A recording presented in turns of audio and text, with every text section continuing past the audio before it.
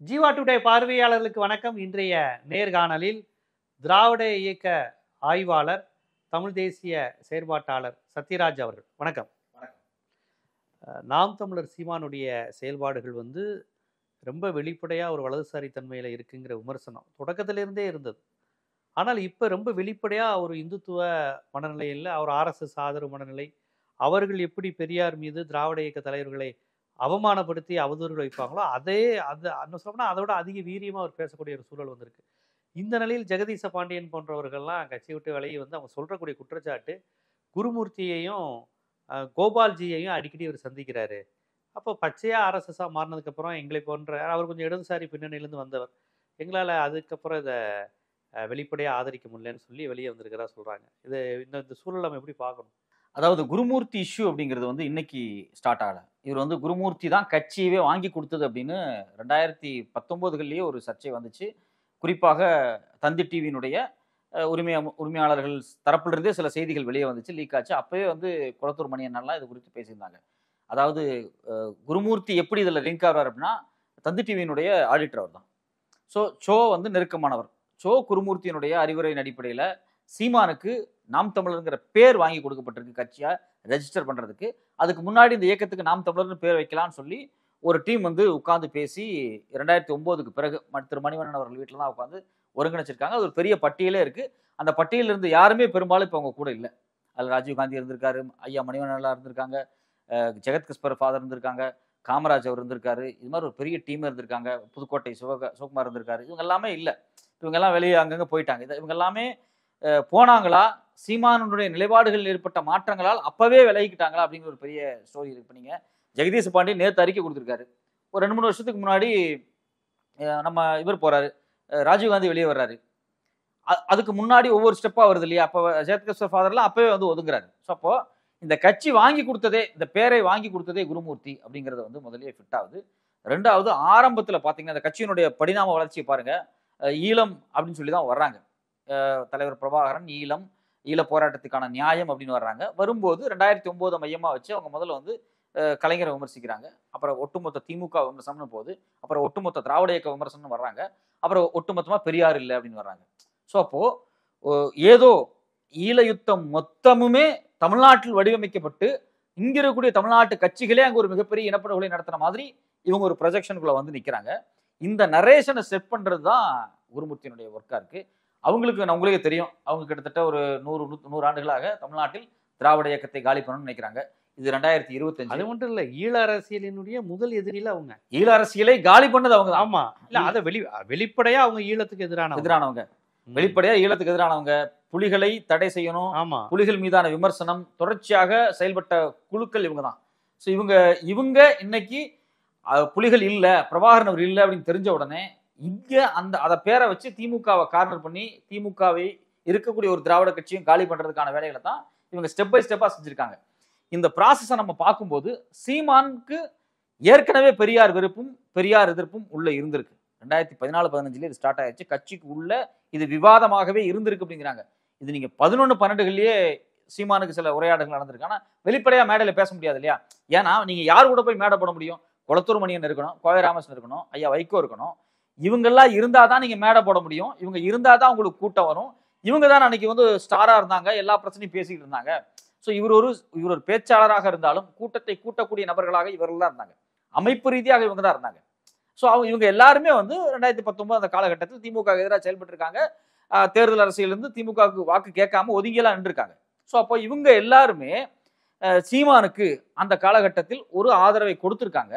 But ஆனால் சீமான் பெரியார் ஆதரவில் இருந்து வந்தேரி அரசியலுக்குள் அந்த காலகட்டத்திலே நகர்ந்துட்டாரு அப்படிங்கிறது தான் நமக்கு இப்ப வரக்கூடிய தகவலா இருக்கு. அப்ப நமக்கு தெரியல. அதன் அடிப்படையில் தான் பாத்தீங்கன்னா குருமூர்த்தி கட்சி வாங்கி தர்றாரு. படிப்படியா கட்சிக்கு உள்ள தொடர்ச்சியாக பெரியார் எதிர்ப்பு இருந்துகிட்டே இருந்துச்சு. பெரியார் தலைவர்னு இருந்தாரு. அப்புறம் பெரியார் வழிகாட்டி, முதன்மை வழிகாட்டி. அப்புறம் 10 பேர்த்துல பெரியார் ஒருத்தர், அவ்வளவுதான்.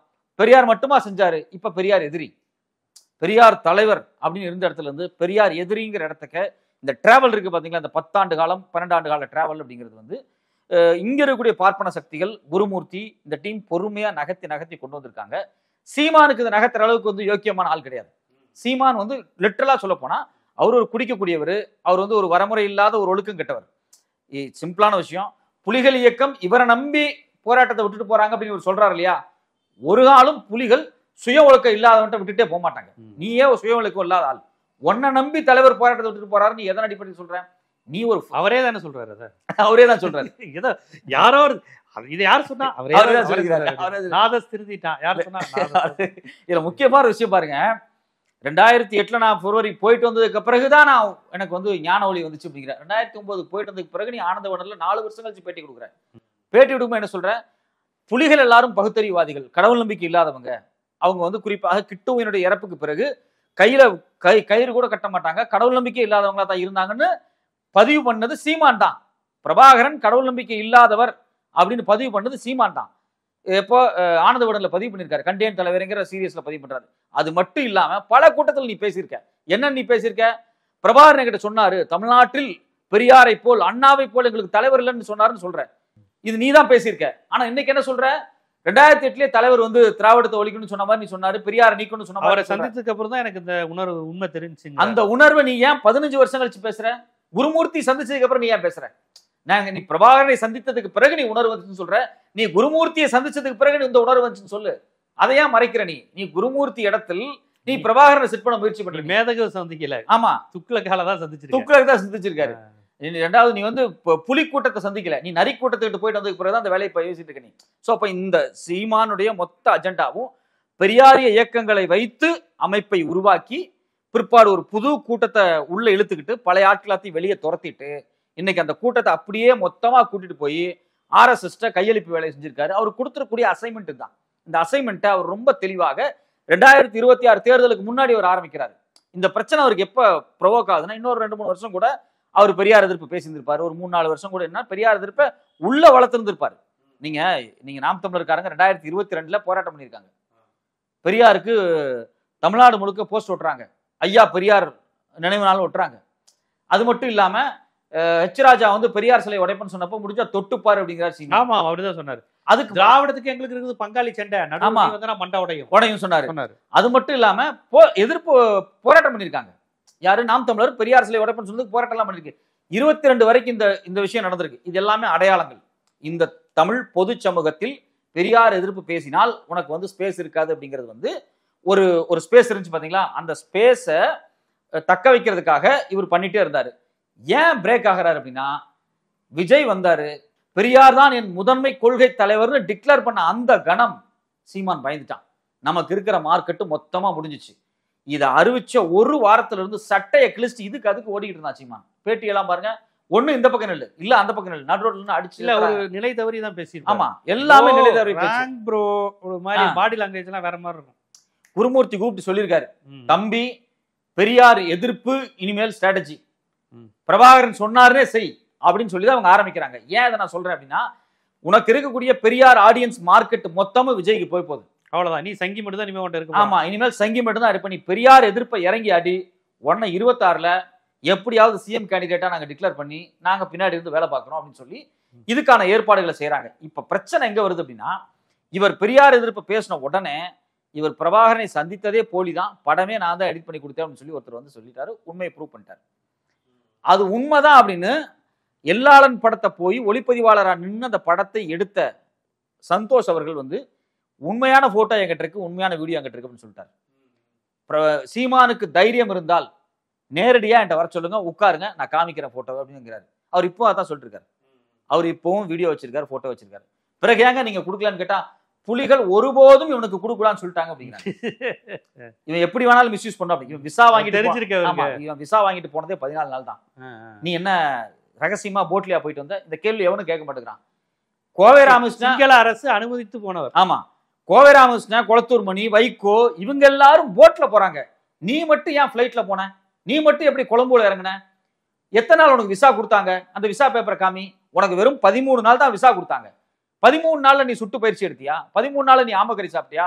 13 நாள்ல நீ இட்லிக்குள்ள ஆட்டுக்கறி இருந்துச்சா? எல்லா கதையும் சொல்றான் இல்லையா? நீ 13 நாள்ல தலைவரை சந்திச்சது வெறும் 8 நிமிஷம் தான். அதுக்கான ஆதாரத்தையும் கொண்டு வந்து போட்டாங்க. ஸ்டில் போட்டோகிராஃபர், புலிகளுடைய ஸ்டில் போட்டோகிராஃபர், குறிப்பா எல்லாரும் படத்துக்கான ஸ்டில் போட்டோகிராஃபர் வந்து வெளியே சொல்லிட்டாரு, இவர் தலைவரை சந்திக்கும் போது சந்தோஷ் இருந்திருக்காரு அப்படின்னு சொல்லிட்டாரு. ஸோ அப்ப இதுல என்னன்னா, இவருடைய ஈழம் டிராவல் குறித்து இவர் சொன்ன எல்லா பொய்களையும் உடைச்சிட்டு வந்துட்டே இருக்காங்க. எல்லாமே பொய்ன்னு வருது. இவர் அதுல ரொம்ப பதட்டமாகி இன்னும் கூடுதலாக பெரியாரை வந்து கடுமையாக விமர்சனம் பண்ணி எதிரியாகவே டிக்ளேர் பண்றாரு. அதாவது நம்ம பெரியார் தான் நமக்கு எதிரி அப்படின்னு குருமூர்த்தி சொன்ன ஸ்டாண்டுக்கு அவர் முழுமையாகவே வந்து நிற்கிறார். ஸோ அப்போ இதை பார்க்கும்போது தான் கட்சிக்கு உள்ள ஒரு மிகப்பெரிய சலசலப்பு நடக்குது. முக்கியமான பெரிய பொறுப்பாளர்கள் எல்லாமே அதில் ஜெகதீச பாண்டியன் மென்ஷன் பண்றாரு. இப்ப இருக்கக்கூடிய பொதுச் செயலாளர் RSS சார்பான ஒரு நபர். அந்த பொதுச் செயலாளர் யாருன்னே தெரியல நமக்கு. ஆமா, அவரு தான் வந்து இதெல்லாம் டீல் பண்றாரு அப்படிங்கிறாங்க. நாம் தமிழர் பொறுத்த வரைக்கும் நாம் தமிழருடைய ஒட்டுமொத்த கட்டுப்பாடும் கட்சியினுடைய கட்டுப்பாடு எல்லாமே பாக்கியராசன் அப்படிங்கிற ஒருத்தர் தான் இருக்கு. பாக்கியராசன் சே ஆமா, பாக்கியராஜன் சே அவர் அமெரிக்காவில் இருந்தாரு. அமெரிக்கால இருந்து திருப்பி இங்க வந்துட்டாரு. அவருக்கு ஒரு தம்பி இருக்காரு. அவர் வந்து சுப்ரீம் கோர்ட்ல லாயரா இருக்காரு. பிரபுன்னு அவர் பேரு. ஸோ இவங்க தான் வந்து கண்ட்ரோல் பண்ணக்கூடியது. பிரபு, பாக்கியராசன், இதுக்கு முன்னாடி தடா சந்திரசேகர், இவங்க எல்லாருமே மாமச்சனங்க, ரிலேட்டிவ்ஸ். இவங்க எல்லாரும் யாருக்கு ரொம்ப ரிலேட்டிவ் அப்படின்னா, தமிழ்நாட்டில் RSS மாதிரியே இந்து சேனை மாதிரியே தனித்தமிழர் சேனைன்னு ஒருத்தர் வச்சிருந்தாரு, முகநகன் சொல்றது. சரி, நகைமுகன், திருப்பி சொல்லிடுறேன். அது மட்டும் தமிழ்நாட்டில் RSS மாதிரியே எப்படி அவங்க வந்து இந்து சேனை சிவசேனைன்னு வச்சிருக்கிற மாதிரி தமிழர் சேனை தனித்தமிழர் சேனைன்னு வச்சிருந்த நகைமுகன் இருக்கார் இல்லையா, அந்த நகைமுகனோட ரிலேட்டிவ். இந்த நகைமுகன் ஆரம்ப காலகட்டத்தில இருந்தே பாத்தீங்க அப்படின்னா புலிகளை விட மற்ற இயக்கங்களுக்கு ரொம்ப சப்போர்ட் பண்ணவர். இவர் மாப்போசி மரபில் இருந்து வரக்கூடியவர். மாப்போசி நேரடியாகவே புலிகளுக்கு எதிரானவர். IPKF போய் பெரும் கொலைகளை செஞ்சுட்டு வந்தப்ப போய் வரவேற்றவர். கலைஞர் அப்ப நேரடியாவே சொன்னார் வரவேற்க முடியாது அப்படின்னாரு. அதை பாராட்டி புலிகள் எழுதியிருக்காங்க. கலைஞர் இப்படி செஞ்சதை பாராட்டி புலிகள் குரல் பத்திரிகையில் எழுதியிருக்காங்க. நான் படிச்சிருக்கேன், ஆதாரம் இருக்கு. ஆட்சியே போனாலும் பரவாயில்லைங்கிற மாதிரி தான் போய் வரவேற்கலாம் முடியாதுட்டாரு. ஆனா மாப்போசி ஆதரவு தெரிவிச்சாரு. மாப்போசி புலிகளை வந்து ரொம்ப வெறுப்பா பேசியிருக்காரு, புலிகளை அழைத்தொழிக்கிற மாதிரி பேசியிருக்காரு. அவரு டீம் தான் இவங்க எல்லாருமே, இந்த நகைமுகன் எல்லாமே. இந்த நகைமுகனோட ரிலேட்டிவ் தலைவர் மாப்போசி தானே சீமான்னு சொல்றாரு. ஆமா, அவர் அப்படிதான் சொல்றாரு. தமிழர்களுக்கு எதிரி தமிழரா, பெரியார் தமிழரான்னு கேட்டுட்டு மாப்போசி யாருன்னா நம்ம தமிழ் தேசிய தலைவர்ங்கிறார். அவர் முழுக்க தமிழர்களுக்கு எதிராக மட்டும் தான் செயல்பட்டு இருக்காரு. சமஸ்கிருத ஆதரவு, இந்தி ஆதரவு, பாரத நாடுன்றாரு. பாரத நாடு, ஈழ எதிர்ப்பு, பிரபாகரன் எதிர்ப்பு எல்லாமே பண்ணவர். IPKவுக்கு ஆதரவு எல்லாம் பண்ணியிருக்காரு. இதுல என்ன விஷயம்னா, இவ்வளவு எதிர்ப்பா செயல்பட்டு இருக்காரு. இருந்தாலும் அவருக்கு ஒரு சிலை வைக்கணும்னு திமுக அரசு சிலை வச்சிருக்கு. ஏன்னா ஒரு பெரியவர், வேற வழி இல்ல. எல்லை போராட்டத்துல பங்களிப்பு செஞ்சிருக்காரு. அவர் வந்து கட்டபொம்மனை பத்தி நாடகம் எழுதியிருக்காரு, சிலப்பதிகாரம் எழுதியிருக்காருங்கிற ஒரு மரியாதைக்காக அந்த சிலையும் திமுக தாண்டா வச்சது, வேற யாரும் வைக்கல. எவ்வளவு தைரியமா திமுக வச்சிருக்காங்க. சோ அதெல்லாமே ஒரு வரவேற்கத்தக்க விஷயம். ஆனா சீமான், இந்த நகைமுகன், இந்த மாப்போசி டீம், இந்த வலதுசாரி சாதிய மனநிலை கொண்ட, மதவாத மனநிலை கொண்ட, குறிப்பா சைவ மத மனநிலை கொண்ட இந்த குழு இருக்கு பாத்தீங்களா, இந்த குழுவினுடைய லிங்க் தான் இந்த பாக்கியராசன், தடா சந்திரசேகர், இந்த டீம் எல்லாமே. இவங்க எல்லாருமே வந்து 2009க்கு பிறகு, இன்னும் சொல்ல போனா தடா சந்திரசேகர் உண்மையிலேயே புலிகளுக்காக நிறைய வேலை பார்த்தவர், அவர் நேர்மையா இருந்தவர். 2009 வரைக்கும் அவர் ரொம்ப ரொம்ப ரொம்ப நேர்மையா இருந்திருக்காரு.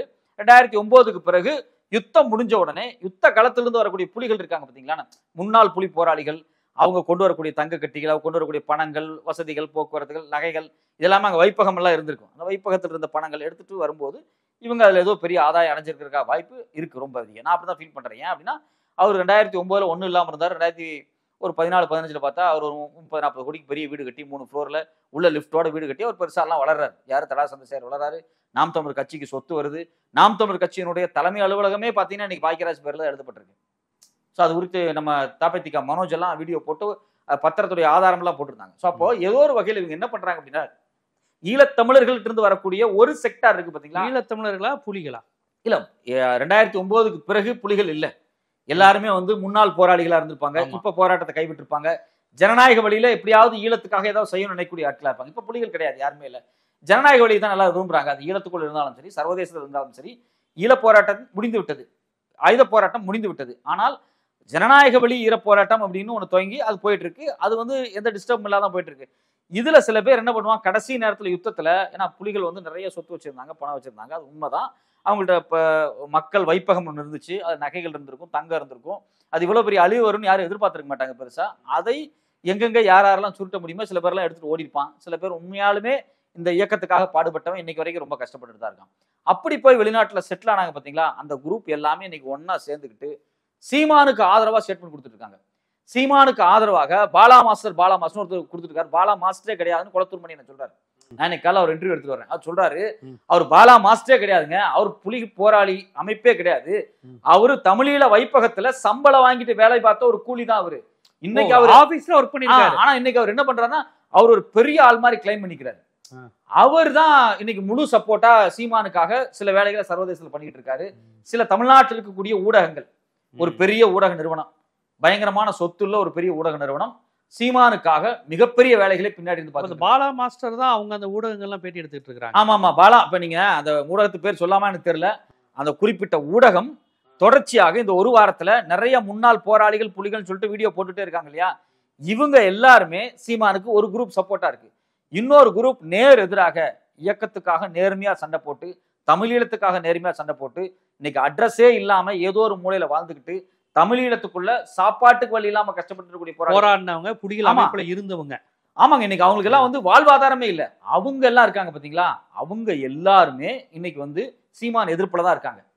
இந்த குழு இருக்கு, இந்த குழுட்ட பணம் இருக்கு, இந்த குழுட்ட நிறைய பணம். பாலா மாஸ்டர். ஆமா, பாலா மாஸ்டர் டீம். இப்ப அவங்க என்னவா இருக்கிறாங்க பாலா மாஸ்டர் பண்றவங்க? இவங்க எல்லாமே சர்வதேசத்துல நாம் தமிழர் கட்சிக்கான ஒரு ஆட்களாக வேலை பார்த்துட்டு இருக்காங்க. அவங்க மொத்த ஈழம் பாலிடிக்ஸ் என்ன சொல்றாங்க அப்படின்னா, தமிழ்நாட்டுல சீமான் ஜெயிச்சு ஆட்சி பிடிச்சாருன்னா ஈழம் கிடைச்சிரும், நம்ம ஈழம் வாங்கிடலாம். ஏன்னா வடுக வந்தேரி அரசியல் தான் நம்மள வீழ்த்துச்சு அப்படிங்கிற மனநிலையில் இருக்காங்க. சிங்கள வீழ்த்தல, அமெரிக்கா ஆயுதம் கொடுக்கல, உக்ரைன் ஜியோ பாலிடிக்ஸ் வீழ்த்தல, உக்ரைன் குண்டு போடல, அமெரிக்காக்காரன் வரல, நீங்க சைனாக்காரன் வரல, யாரும் வரல. இவங்களை பொறுத்த வரைக்கும் நாயுடுகள்லாம் சேர்ந்துதான்.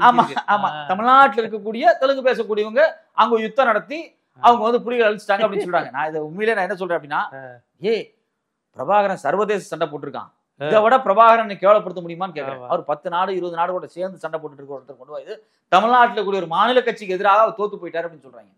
அது எப்படி ஏதோ அந்த சண்டையை தோணுதே தமிழ்நாட்டில் உள்ள தெலுங்கர்கள் சேர்ந்து அப்படி ஒரு விபத்தை கட்டமைக்கிறாங்க. 1980 இருந்து 2009 வரைக்கும் திக, தபேதிக, திவிக அன்னைக்கெல்லாம் ஒன்றுபட்டு இருந்த மொத்த பெரியாரிஸ்டுகளும் தன்னுடைய மொத்த பெரியாரிய சிந்தனையை, உழைப்பை ஈழத்துக்காகத்தான் செலவு பண்ணாங்க. நமக்கு ஒரு நாடு வாங்கன்னு ஆசை, முடியாது, நம்ம பக்கத்துல இருக்கிற நம்ம சகோதரன் நாடு வாங்குறான், அவனுக்காக வேலை செய்வோம்னு சொல்லிட்டு இந்திய உளவுத்துறையே தலைவர் மேதகு அவர்கள் இங்க உண்ணாநிலை இருந்தப்ப முடிச்சுக்க ஆசிரியரை கூப்பிட்டு ஆசிரியர் கூப்பிட்டு முடிச்சுட்டு வந்தாங்க. இதெல்லாம் சீமான் சொல்ற மாதிரி கதைகள் கிடையாது. இன்னைக்கு வரையும் ஆதார போட்டோ இருக்கு, ஆதாரம் இருக்கு. ஆமா, கிட்டுவோ யாரையோ பார்க்கணும், பிரபாகரன் சொல்லி நிறுத்துங்க அந்த ஆயுதங்களை இது பண்ண சொல்றப்ப அவங்களே திராவிட கழகத்துக்கு நீங்க சொன்னாதான் நடக்குமாமே. ஆமா பாருங்க. ஆமா தொடர். ஆக்சுவலிங்க 1980 இருந்து 2009 வரைக்கும் புலிகள் ஆக்டிவா இருக்காங்க. இந்த காலகட்டத்தில் தமிழ்நாட்டில் இருந்த அமைப்புகள், புலிகள் யாரை கான்டாக்ட் பண்ணுவாங்க தமிழ்நாட்டுல? திராவிட கழகத்தை தான். ஆமா, ஒன்னு திகாவை கான்டாக்ட் பண்ணுவாங்க. மணியரசன் திராவிட கழகத்துல இருந்து தானே போனவர். ஆமா ஆமா, மரபு தானே, கருப்பு சட்டக்காரங்களுக்கு மட்டும் தான் கால் பண்ணுவாங்க. இது வழக்கமா நடக்கும். இது இல்லாம புலிகள் சைட்ல இருந்து இன்னொரு கால் வருது அப்படின்னா வன்னியரசனுக்கு வரும், விசிகா காரங்களுக்கு வரும். அவங்க ஒரு பெரிய உதவி செஞ்சுட்டே இருப்பாங்க.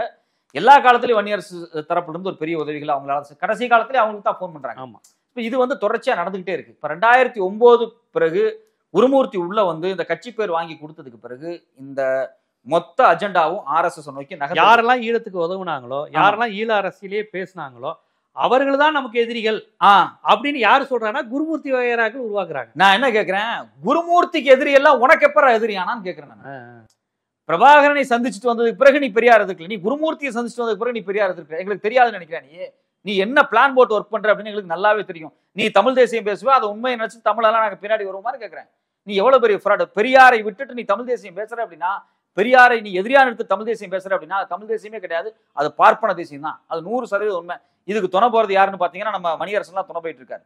இதுல இன்னொரு விஷயம், ஒரு பெரிய எபிசோட இங்க மறைக்கப்பட்ட. ஆனா மணியரசன் அவர்கள் யார் தமிழருங்கிற வரையறையில அவர் சொல்லுவாரு, அவர் மேக்சிமம் சொல்லுவார், உங்களுக்கு நல்லா தெரிஞ்சிருக்கும், மொழி வழி மாநிலம் அமைந்த பிறகு 56க்கு பிறகு யாரு அதுக்கு முன்னாடி வரை யாரெல்லாம் இங்க இருந்தாங்களோ அவங்க தமிழர் தானே, அப்படிங்கிற வரையறை தான் அவர் வச்சது. நான் அவர் பேசியும் கேட்டிருக்கேன், எழுதுனதையும் படிச்சிருக்கேன். அதெல்லாம் அவர் மாத்திக்கிட்டாரா? அதெல்லாம் பழைய தமிழர் மணியரசன். இப்ப பெங்களூர் குணா மாதிரி மாட்டாரு. பெங்களூர் குணாவோட ஒஸ்டா மாறிட்டாரு. இப்ப என்ன சொல்றாரு அப்படின்னா, அண்ணா ஒன்னும் சுத்த தங்கம் கிடையாது, அவங்க அப்பா தமிழரு, ஆனா அம்மாண்டு சிரிக்கிறாரு. இத சொல்றதுக்கு உனக்கு வெக்கமா இல்ல? எவ்வளவு பெரிய மனுஷனா இருந்தீங்க தமிழ் சமூகத்தில், நீங்க எவ்வளவு ஆளுமையா. அவர் ஒரே சாதியில கல்யாணம் பண்ணலன்னு சொல்றாரா? என்ன சொல்ல வராரு? அதாவது அண்ணாவினுடைய தாய்மொழி தமிழ் கிடையாது. அதான் ஒரே சாதியில கல்யாணம் பண்ணி அந்த மாதிரி இல்ல, இவங்க எல்லாம் அந்த சாதி கலப்பெல்லாம் பண்ணிட்டாங்க, அவரையும் தெலுங்குன்னு பிராண்ட் பண்ணணும் அப்படின்னு அவர் குஷியா ஃபீல் பண்றாரு. நான் என்ன கேட்கிறேன், இதை சொல்றதுக்கு தான் நீங்க இவ்வளவு காலம் பாடுபட்டீங்களான்னு கேட்கிறேன் நான். இதை நீ 25 வருஷத்துக்கு முன்னாடி சொல்லிட்டு அண்ணாவுடைய எழுத்து, சிந்தனை, தமிழ்நாடு பேர் வச்சது, சுயமரியாதை திருமணம், இதெல்லாம் பிரச்சனை இல்ல. அம்மா என்ன மொழி பேசுவாங்க, அப்பா என்ன மொழி பேசுவாங்க. இதான் அளவுகள். சத்யராஜ் யாருன்னா அம்மா மொழி என்ன, அப்பா மொழி என்ன. உங்க மூதாதையர்கள் எங்க இருந்து இல்ல, இப்ப அந்த அளவு கூட போறது கிடையாது. இப்ப நான் வந்து சீமான ஏத்து ஒரு பேசுறேன்னு வச்சுங்களேன், உடனே போய் பாத்தீங்கன்னா ஒன்னு தெலுங்கு, ஒரு கன்னடா, இல்ல மலையாளி, ஏதோ ஒரு பேரை போட்டு உடனே முடிக்கிறது. உடனே ஒரு பிளட் டெஸ்ட், டக்குன்னு உடனே பிளட் டெஸ்ட் பண்றது. ஏதாவது ஒரு பிளட். இப்ப நீங்க சமீபத்துல சன் டிவி பேட்டியில நம்ம அருள்மொழி அம்மா உட்கார்ந்து தெலுங்கு அதிர்ச்சியில என்னது நான் பார்த்தேன். இல்ல அவங்க அதிர்ச்சி, சரி சரி இப்படிலாம் பேசுங்க நல்லா இருக்கும், சோறு முடிச்சுடலாம். இன்னும் பாவனர் மட்டும் தான் மிச்சம் இருக்காரு. பாவனரையும் சொல்லிருக்காங்க. பாவனர் வந்து பெரியாரை பத்தி இப்படி பாராட்டி இருக்காரு, நீங்க 2 தடவை பேசுங்க கீழே போட்டுருவாங்க. ரெண்டாவது முக்கியமான விஷயம் என்னன்னா, இந்த மேடையில் ஒரு பையன் பேசியிருக்கான், பிரபாகரனே வந்து சொன்னாலும் நம்ப மாட்டோம். எங்க அண்ணனை சந்திச்சிருக்கேன், எங்க அண்ணனை சந்திக்கலன்னு சொன்னா நாங்க நம்ப மாட்டோம் அப்படிங்கிறான். நாளைக்கு பிரபாகரனுக்கு பிளட் டெஸ்ட் பண்ணுவாங்க இவங்க. இங்க நம்ம கவனிக்க வேண்டிய, சந்திக்கலன்னு பிரபாகரன் சொல்லியிருக்காராமே, ஒரு பிளட் டெஸ்ட் பண்ணி ஒரு பிளட் டெஸ்ட் மலையாளி தான் இருப்பாரோ, பிரபாகரன் மலையாளின்றாங்க இவங்க. அவர் தமிழ் கவனிச்சீங்களா, மலையாளி மாதிரியே இருக்கா. கரெக்ட். இன்னொரு முக்கியமான விஷயம் என்னன்னா, குறிப்பாக அண்ணாமலையினுடைய ரைஸ் வருது பாத்தீங்களா. அண்ணாமலையுடைய ரைஸ் வந்ததுக்கு பிறகு எல் முருகன் இந்த வேலையை ஏற்கனவே ஸ்டார்ட் பண்றாரு. எல் முருகன், அண்ணாமலை, வானதி சீனிவாசன் இவங்க எல்லாரும் ஈழத்துக்கு போயிட்டு வராங்க. இவங்களை எல்லாத்தையும் அங்க ஒருங்கிணைக்கிறது யாருன்னு பாத்தீங்கன்னா, அங்க மரவன்புல சச்சிதானன் ஒருத்தர் விஹெச்பி அமைப்பு. ஆமா, அங்க அவங்க ஒரு அகண்ட இந்துத்துவ மாதிரி ஒரு விஹெச்பி இருக்கு. அங்க வந்து சைவ மதம் ரொம்ப பேசா இருக்கு. ஆறுமுகன் அவரை ஏற்கனவே வள்ளலார் அடிச்சு விரட்டி இருக்காரு. ஆறுமுகனாளர் ஏற்கனவே நம்மால் வந்து வழக்கெல்லாம் நடந்தது. ஆமா, ஏற்கனவே வந்து நம்மால் வந்து நீ வந்து எதுக்கு வந்திருக்க, நீ என்ன பேசிட்டு இருக்கேன்னு தெரியும், நீ பேசுற சைவம் எங்க சைவம் கிடையாது. ஆறுமுகன் அவருடைய ஆகம சைவத்தை தூக்கிட்டு ஓடிட்டாரு. இவர் பகுத்தறிவு சைவத்தை முன் வச்சாரு. வள்ளலார் வந்து இன்னும் சொல்ல போனா நம்ம திராவிட இயக்கத்தில் நமக்கெல்லாம் முன்னோடியா இருந்தவர் அவர் தான். அவர் ஒரு முக்கியமான பெரியவர். ஏன்னா அவர் தான் வந்து தமிழ்நாட்டுடைய சமத்துவ மர்மமா தானே இருக்கு. ஆமா. சோ அப்ப இன்னைக்கு வரைக்கும் வள்ளலாரை பார்ப்பனியம் ஆக்கிரமிக்க முடியாத இடத்துல இருக்கு. இப்போ வள்ளலார் வழி வந்த இந்த பகுத்தறிவு மரபு இருக்கு பாத்தீங்களா, இந்த மரபு இன்னைக்கு பிரச்சனையில போய் நிக்குது. எப்படி அப்படின்னா, ஈழத்துல சிவசேனா வருது, ஈழத்துல விஹெச்பி வருது. இவங்களை சந்திக்கிறதுக்கு எல்முருகன் போறாரு, இவங்களை சந்திக்கிறதுக்கு அண்ணாமலை போறாரு, நிர்மலா சீதாராமன் போறாங்க, இவங்களை சந்திக்கிறதுக்கு வானதி சீனிவாசன் போறாங்க. இவங்க போறதெல்லாம் சீமான் ஒருங்கிணைக்கிறான். இரண்டாவது முக்கியமான விஷயம்னா, இந்த ஈழத்தமிழர்கள் குறிப்பாக அங்க இருக்கக்கூடிய வெள்ளாள மனநிலையில் இருக்கக்கூடிய சைவ வெள்ளாள மனநிலையில் இருக்கக்கூடிய ஆட்கள், சாதிய மனநிலையில் இருக்கக்கூடிய ஆட்கள் எல்லாத்தையும் இன்னைக்கு வந்து ஐரோப்பிய நாடுகள் நிறைய நாடுகள் இருக்காங்க, டென்மார்க்ல இருக்காங்க, ஜெர்மன்ல இருக்காங்க, குறிப்பா கனடால இருக்காங்க, யூகேல இருக்காங்க.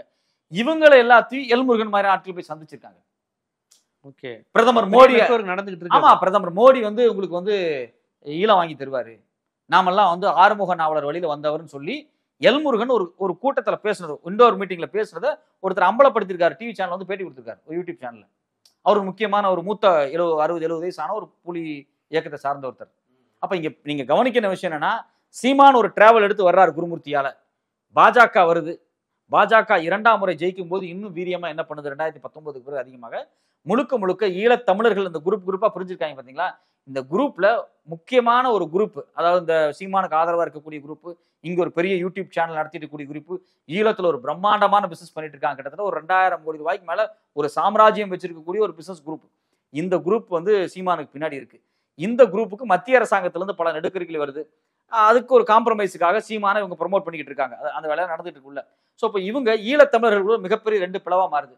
உண்மையான புலிகளுக்காக பாடுபட்டவர்கள், புலியா இருந்தவர்கள், இன்னைக்கு வறுமையில வாழக்கூடியவர்கள், இன்னைக்கு ஈழத்தை நேசிக்கக்கூடிய ஒரு குழு. இன்னொரு குழு சீமான் ஜெயிச்சா, தெலுங்கு பாலிடிக்ஸை ஒழிச்சா நம்ம ஈழம் வாங்கிடலாம்னு சொல்லி இன்னொரு குரூப் வந்து சீமானோட நின்றுகிட்டு இருக்கு. இன்னைக்கு அந்த ஒரு இந்துத்துவ சார்பு நிலைக்கு போயிட்டாரு. ஆமா, ஒரு கட்டத்துக்கு மேல அவரே வந்து சிவத்தமிழர்கள் பேச ஆரம்பிச்சாரு. இந்தியா ஈழம் நட்புறவு கழகம்லாம் உருவாக்குனாங்க. அதெல்லாம் ஒரு பெரிய கான்ட்ரவர்சியா போய் முடிஞ்சிருச்சு. நீங்க ஒருபோதும் இந்தியா ஈழத்தை ஏற்காது. இந்தியா ஈழம் அப்படிங்கிற அதுக்கு நீங்க குருமூர்த்தியும் சோவும் காலங்காலமா என்ன பண்ணாங்கன்னு தெரிஞ்சாலே உங்களுக்கு புரிஞ்சிடும் ஈழம் ஏன் வரக்கூடாதுன்னு இவங்க வேலை பார்க்குறாங்க அப்படிங்கிற விஷயம். ஸோ அப்போ காலங்காலமாக தொடர்ச்சியாக இந்த தமிழ் இனத்துக்கும் பிரபாகரனுக்கும் எதிரியாக இருந்த குருமூர்த்தியை நீ ஏன் போய் சந்திச்ச? குருமூர்த்தி உனக்கு என்ன அசைன்மெண்ட் கொடுத்துருக்காரு? குருமூர்த்தி கொடுத்த அசைன்மெண்ட்டுக்கு பிறகு நீ எப்படி எல்லாம் மாறுற?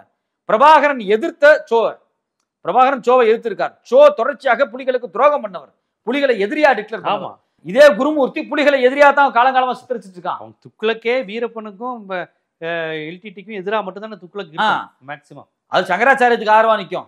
அவர் என்ன பண்ணாலும் சப்போர்ட் பண்ண முட்டு கொடுக்கும். ஆனா நேர்மையா போராடுற யாரையும் வந்து விட்டு வைக்காதது. சோ அப்ப புலிகளை அழித்தவர்கள் பிரபாகரன் தமிழர்னு சொல்லி போராடினா துக்ளக் எப்படி ஆதரிக்கும்? நீ சமஸ்கிருதம் சீமான் தான் ஆதரிப்பாரு, தமிழை ஆதரிக்க மாட்டான். இப்பதான் இப்பதான் சொல்லிட்டாரு சீமான், பாரத நாடு பழந்தமிழர் நாடு, இதாடா தமிழ் தேசியம். இந்த தமிழ் தேசியம் பேசிக்கிற நீங்க போய் அண்ணா மேம்பாலத்துல குதிச்சு செத்து போயிடலாம். அப்ப தனித்தமிழ்நாடு கேட்ட பெரியார் தமிழர்களுக்கு எதிரி, அகண்ட பாரதம் கேட்கிற சீமான் தமிழர்களுக்கு தலைவர். இதை ஆதரிக்கிற ஒரு மணியரசன், நீ எவ்வளவு பெரிய சித்தாந்த ஆசிரியர், உங்களை வேற வந்து தமிழ் தேசிய ஆசான் வேற மார்க்சிய பின்புலத்துல இருந்து வந்தவர் அவரு. அதெல்லாம் சொல்லாதீங்க, மனசு சக்கரமா இருக்கு எனக்கு. நீ இதுக்கு சிபிஎம் கட்சியில இருந்து மார்க்ஸை கத்துக்கிட்டு லெனினை கத்துக்கிட்டு, தயவு செஞ்சு லெனினை பத்தியோ மார்க்ஸை பத்தியோ எந்த மேடையிலையும் நீங்க பேசாதீங்க, உங்களுக்கு பேசுறதுக்கு தகுதியே கிடையாது. நீங்க ஆதரிச்சு உங்களால வளர்த்தெடுக்கப்பட்டு இருக்கக்கூடிய சீமான் பாரத நாடு பழம்பெரும் நாடு, இந்தியாவே என்னோடதுதான் அப்படின்னு சொல்லி இளைஞர்கள்ட்ட ஒரு உணர்வை ஏற்படுத்திக்கிட்டு இருக்கான். அவனை நீங்க தமிழ் தேசியவாதி நீங்க அங்கீகரிச்சிட்டு இருக்கீங்க. காலம் முழுக்க தனித்தமிழ்நாடு கேட்டவர் நீங்க வந்து அவர் விமர்சனம் ஆகிறதுக்கு ஒரு மாசத்துக்கு முன்னாடி தமிழ்நாடு தமிழருக்குன்னு பச்சை குத்திக்கோன்னு சொல்லிட்டு தான் சொன்னாரு. இப்ப நான் என்ன கேட்கிறேன், அந்த வெளியே வந்த தம்பி ஒருத்தன் பேட்டி கொடுக்குறான், அவன் சொல்றான் பெரியார் காலத்துக்கு ஏற்ற மாதிரி மாத்தி பேசுறாருன்னு இவர் சொல்றாரு, இவர் காலையிலயும் மாலையிலயுமே மாத்தி பேசுறாரு அப்படிங்கிறான். அதே தம்பி ஒன்று சொல்றாங்க, தம்பி எப்படா அதை சொன்னது, காலை டே இது மாலைடா என்னடா தம்பி. ஏன்னா இன்னொன்னு சொல்றான் தம்பி, அண்ணன் மேல நாங்க பைத்தியமா இருந்தோம், பிற்பாடுதான் தெரியும் அண்ணமே பைத்தியம் அப்படின்னு. அப்ப இவர் வந்து ஒரு மென்டல் மாதிரி இயங்குறாரு, இவர் வந்து ஒரு ஆக்ரோஷமாக ஒரு மென்டல் தனத்துல இயங்குறாரு. இவரை கடிவாளம் போட்டு குருமூர்த்தியினுடைய அஜெண்டாவுக்கு செயல்படுத்தி நிதானமாக இந்த கட்சியை கொண்டு வந்து தமிழ்நாட்டினுடைய ஒரு பெரிய இளைஞர் கூட்டத்தை கொண்டு வந்து அப்படியே ஆர்எஸ்எஸ் குள்ள நுழைக்கிற வேலையை அந்த கட்சியினுடைய முக்கியமான பொறுப்பாளர் இருக்கக்கூடிய பாக்கியராஜ், இந்த துரைமுருகன், இவங்க எல்லாரும் சேர்ந்து பார்த்துக்கிட்டு இருக்காங்க. இது முழுக்க முழுக்க ஆர்எஸ்எஸ்னுடைய சதி. தமிழர் அடையாளத்தை அழிக்கணும். ஏற்கனவே பிரபாகரனை அழித்து விட்டாச்சு. இன்னைக்கு தமிழர் அடையாளத்தினால் இருக்கக்கூடிய 2 ஆளுமை பெரியாரும் அண்ணாவும், இவங்க குறியீடுகளை மொத்தமா அழிச்சிட்டா இந்த 3 பேரும் தமிழ்நாட்டுல இல்லைன்னா நாம வந்து என்ன பாலிடிக்ஸ் வேணாலும் பேசலாம் அப்படின்னு ஒரு பெரிய அஜெண்டா. பிரபாகரன் அடையாளத்தையும் அழிக்கணும். ஆமா, பிரபாகரன் அடையாளத்தை அழிக்கும். நீங்க பிரபாகரன் பெரியார் எதிர் திசையில மோத விடுறது அது முக்கியமான அஜெண்டா. ஆமா, அது மோத விடுறதே எதுக்கு அப்படின்னா, இங்க இருக்கக்கூடிய திராவிட இயக்கத்தை சார்ந்த எல்லாரும் பெரியாருக்கு எதிராக எழுதுவாங்க அப்படின்னு நினைக்கிறாங்க. இவங்க தான்டா பிரபாகரனை வளர்க்கறதுக்கு பாடுபட்டவங்க, அவங்க ஏன் எழுத போறாங்க? சோ அப்ப அஜெண்டா வந்து பெரியார காலி பண்றதுக்கு மட்டும் கிடையாது, அஜெண்டா வந்து பிரபாகரனையும் சேர்த்து காலி பண்றது. கோவை ராமகிருஷ்ணன்லாம் புலி ஆதரவுல சிறைக்கு அவர் கட்சியே போச்சு. ஆமா, 89-91 பாமக உருவாகும் போது அவர் எதுக்கு, எந்த பிரச்சனை, குடும்ப பிரச்சனைக்காக ஜெயிலுக்கு போயிட்டு வந்தாரா, இல்ல சொத்து பிரச்சனைக்காக போயிட்டு வந்தாரா, இல்ல ஊழல் குற்றச்சாட்டா? ஈழ ஆதரவு நிலைப்பாடுக்கு தானே ஜெயிலுக்கு எல்லாம் போயிட்டு வந்தாங்க. அதாவது ஊருக்குள்ள 2 பலசாலி இருக்கான்னு வச்சுங்களேன், 2 பேர் அடிச்சுக்கிட்டு 2 பேருக்கு காயமாயி 2 பேரும் கீழே விழுந்தா சோம்பியா ஒருத்தர் சுத்திட்டு இருப்பான், சும்மா அப்படியே சோம்பலா, அவனுக்கு ஈஸியா எல்லாம் அவன் பெரிய ஹீரோ மாதிரி ஆயிடுவான். ஆக்சுவலி இதுதான் நடக்குது. அதாவது பிரபாகரன் பெரியார் 2 பேர்த்தையும் மோத விடுவதனூடாக இங்க வந்து சவார்கர் மேல எழுப்பப்படுவார், இங்க சோ ராமசாமி மேல எழுப்பப்படுவார், இவங்க சொல்லக்கூடிய பார்ப்பன மனநிலை உள்ள மாப்போசி மேல எழுப்பப்படுவார். ஸோ அப்போ இதுதான் இவங்களுடைய அஜெண்டா. இந்த அஜெண்டாவுக்கு நாம் தமிழர் ரொம்ப பர்ஃபெக்டாக வேலை பார்த்து கொடுக்குறாங்க. தமிழ்நாட்டின் ஒரு சாரர் இளைஞர்களை கொண்டு போய் ஆர்எஸ்எஸ் இவங்க சேர்க்கறதுக்கான வேலையை பண்ணிட்டாங்க. 26 தேர்தலை மையமாக வச்சு இவங்களுக்கு ஒரு பெரிய அஜெண்டா இருக்கு. அந்த அஜெண்டா என்ன அப்படிங்கிறது வரப்போற நாட்களில் நமக்கே தெரியும். நம்ம வெயிட் பண்ணி பார்ப்போம். கண்டிப்பா நாம் தமிழர் என்று பேர் வைத்துக்கொண்டு முழுக்க முழுக்க ஆரிய சித்தாந்தத்துக்கும் திராவிட முற்போக்கு கருத்தியலுக்கு எதிராக செயல்படுவது மட்டும்தான் நோக்கம்.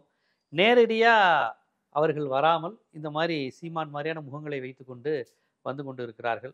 இது முழுக்க முழுக்க தமிழர்களுக்கும் தமிழினத்திற்கும் எதிரான ஒரு விஷயமா போயிட்டு இருக்கு அப்படிங்கிறத ஆதாரங்களுடன் என்னென்ன படிநிலையில் அவர் மாற்றி பேசினார், அதை என்னென்ன சூழலில் அவர் இப்படிலாம் மாறுகிறார், எவ்வளோ பச்சையாக பொய் சொல்கிறாரு அப்படிங்கிற விஷயங்களை நாம் தமிழருக்கு உள்ளிருந்தும் வெளியே இருந்தும், ஈழத்துக்கு உள்ளிருந்தும் வெளியே இருந்தும் பல்வேறு விஷயங்களை சொன்ன அந்த பாலா மாஸ்டர் போன்றவர்கள்லாம் யார் அப்படின்னு பார்த்தீங்கன்னா, நீங்கள் சொல்லும் போது தான் தெரியுது. இந்த வடிவேலு ஒரு நகைச்சுவையில் நானும் மாஸ்டர் தானே சரத்தமாக சொல்லிட்டு, நீ கோவிந்தா நீ புரோட்டா மாஸ்டர்டா, அவங்க குத்து சண்டைடா கஷ்டம்டா அப்படின்னு பார்ப்பல. அது மாதிரி திடீர்னு இந்த மாஸ்டருக்கு வர்றாங்க. சின்ன கவுண்டர் சொல்லுவாங்கல்ல, நம்ம நினைச்சுக்கிட்டு இருக்கிற மாதிரி இந்த வாத்தியார் ஃபர்ஸ்ட் சீன்ல விஜயா சொல்லுவார்ல, அவர் குஸ்தி வாஸ்தியார், பள்ளிக்கூடல அவருக்கு எழுத பிடிக்கவே தெரியாது அடிக்கிற மாதிரி புதுசா வர்றாங்க.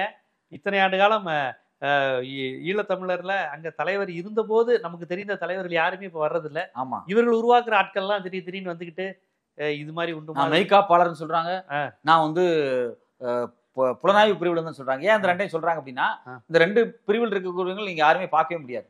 அதனால மெய்காப்பாளர் பிரிவில் இருக்கு நீங்க யாரையும் பார்க்க முடியாது, புலனாய்வு பிரிவு இருக்கு யாரையும் பார்க்க முடியாது. பார்த்தாலும் அவங்க இந்த தொழில தாங்கன்னு தெரியாது. ஸோ யாரும் கண்டே பிடிக்க முடியாது. அதனால ரொம்ப கம்ஃபர்ட்டா இருக்கு அதை சொல்றதுக்கு. அதனால அப்படி சொல்லிக்கிறாங்க. ஆனா இவங்களுக்கெல்லாம் ஒரே ஒரு நம்பிக்கை மட்டும் இருக்கு, எப்படியும் தமிழில விடுதலை புலிகளுடைய தலைவர் உயிரோட இல்லை அப்படிங்கிற நம்பிக்கை அவங்களுக்கு இருக்கிறது மட்டும் தெரியுது. அது முதல்ல தமிழ்நாட்டில் சீமானுக்கு தெரிஞ்சிருக்கு, அவருக்கு தான் கன்ஃபார்ம் தெரிஞ்சிருக்கு. பேசு இன்னி பாடுறா அண்ணனுங்கிற மாதிரி. மற்றவங்களுக்கு தெரியுதோ இல்லையா, அவருக்கு நல்லா தெரிஞ்சிருக்கு இல்லவே இல்லைன்னு. அதனால அவங்களுடைய இது பண்ணிக்கிட்டு இருக்காங்க. பார்ப்போம். தமிழர்கள் என்றுமே அவ்வளவு எளிதாக எதையும் நம்பக்கூடியவங்க கிடையாது. எமோஷனலான பீப்புள் தான், உணர்ச்சி வயப்பட்டவர்கள் தான், சென்டிமெண்ட்லாம் உண்டு. இருந்தாலும் அபத்தத்தையும் ஆபத்தத்தையும் உணராத அளவுக்கு தமிழர்கள் ஏமாளிகள் கிடையாது. பார்ப்போம். இவர்கள் பேச பேச இவர்களாகவே அம்பலப்படுவார்கள். உங்களை போன்றவர்கள் ரொம்ப நுட்பமாகவும் தரவுகளின் அடிப்படையிலும் எடுத்து மக்களுக்கு சொல்றீங்க. இது கண்டிப்பாக ஒரு தாக்கத்தை தமிழ் சமூகத்தில் ஏற்படுத்துன்னு நான் நினைக்கிறேன். நன்றி. நன்றி.